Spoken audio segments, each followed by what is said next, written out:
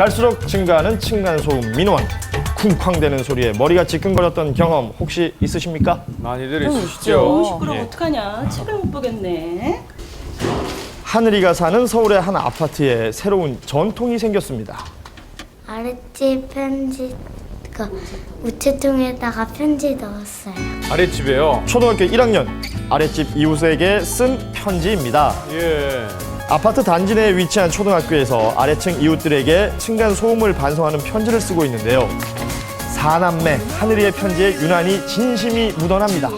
아주머니 아저씨 인사도 잘할게요. 저가 뛰지 않도록 노력하고 또 노력할게요. SBS에서 왔습니다. 아랫집 윗집 사이에 편지가 오가며 달라진 게 또 있다고 합니다. 애들이 엄청 많네요. 많아요 좀. 위에 집 애들 와 있고. 아하. 하늘이네 윗집 1010호의 꼬마 숙녀. 예전엔 얼굴조차 몰랐다고 하는데요. 어느새 딸의 놀이 친구가 되었습니다.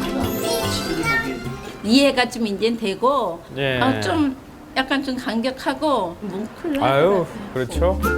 편지를 받고 난 후 조금은 소음이 참을만 하다는 아랫집 아주머니.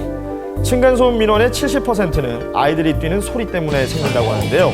편지를 쓰면서 아이들도 변했습니다. 놀이에 정신이 팔려 뛰어놀다가도 아랫집 아주머니 얼굴이 떠오른다는 것입니다. 아이들도 습관이 됐어요.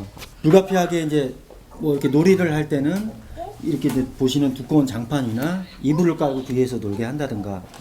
245건의 민원이 들어온 것이 118건으로 줄어들었습니다. 절반 정도 줄었죠. 층간소음 갈등이 불미스러운 범죄로까지 이어지는 요즘 편지 한 장이 모든 문제를 해결할 수는 없을 것입니다. 하지만 아이들의 따뜻한 손편지처럼 이웃에 대한 관심과